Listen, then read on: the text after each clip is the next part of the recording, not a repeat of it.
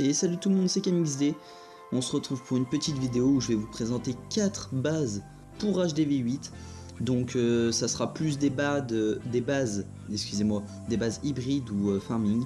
Donc là une petite première pour commencer. Donc normalement il y a exactement le même nombre de bâtiments que HDV8, pareil pour les murs. Donc s'il y a un souci, que vous êtes HDV8, dites-le moi. Après les cabanes d'ouvriers, j'ai mis mes 4 dans les angles et j'en ai gardé une. Parce que c'est rare que HDV8 on ait 5 cabanes d'ouvriers. Déjà 4, c'est pas souvent qu'on en voit. Donc voilà la première petite base. Si vous voulez, vous faites pause. Je vais passer tout de suite à la deuxième. Je fais une ellipse, c'est parti. Me revoilà pour la deuxième base. Comme vous pouvez voir, c'est une base qui fait tourner les troupes. Donc on peut voir des compartiments qui s'ouvrent avec des bombes, des Valkyries, des pièges à ressort, excusez-moi. Et ce village est très efficace donc face à tout ce qui est géant, Valkyrie, car les Valkyries vont commencer à entrer dans le village. Et une fois arrivées sur les pièges à ressort, elles vont s'envoler et ça va faire du gros boulot, ça va être sympa.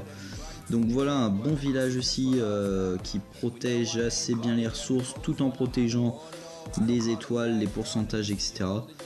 Donc voilà, on passe pour le troisième village. Allez, à tout de suite. Et on se retrouve pour la troisième base. Donc comme vous pouvez le voir, c'est une base qui au niveau des réserves, elle est bien mieux protégée. Avec un compartiment central piégé avec des Tesla et tout ce qui est anti-aérien, piège squelettique, dont le deuxième qui est ici caché. Donc comme vous pouvez le voir, il défend hyper bien. Après vous pouvez l'excentrer comme j'ai fait pour mettre le laboratoire à l'opposé ou mettre le laboratoire collé au village dans un des coins, genre là ou autre. Il n'y a pas de souci. Après vous pouvez aménager à votre façon. Là je pense que c'est le meilleur aménagement qu'il y a possible, avec le propulseur qui souffle en direction des 2 anti-aériennes, des 3 tours d'archer. Attendez, je vais y arriver. Des 3 tours d'archer, ainsi que là où il y a un peu tous les pièges, qui fait que forcément ils vont vous attaquer de l'autre côté et arriver vers le centre. Là avec les 3 anti-aériennes, les 2 anti-aériennes, les 3 tours d'archer, le Soso, tous les pièges qu'il y a au centre, forcément il restera plus beaucoup de dragons. Donc que ça soit au niveau aérien ou voire terrestre, je pense que ça peut faire du bon boulot. Excusez-moi pour le message de Messenger qui vient de s'afficher. Donc allez, c'est parti, on passe pour la quatrième base. Go.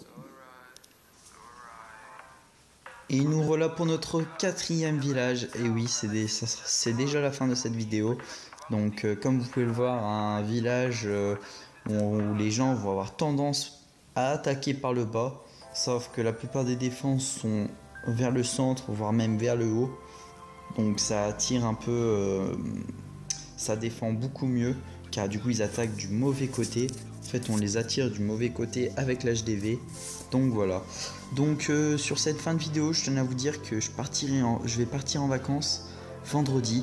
Donc ça sera vendredi, pour ne pas dire de bêtises. On sera, attendez, et gros bug, vendredi 22 juillet. Donc vendredi 22 juillet jusqu'au 10 août à peu près, je serai en vacances. Donc je pourrai pas faire de vidéo, je suis désolé. Donc si cette vidéo vous a plu, que l'un des 4 villages vous avez aimé, n'hésitez pas à lâcher un pouce bleu et à s'abonner à ma chaîne si ce n'est déjà pas fait.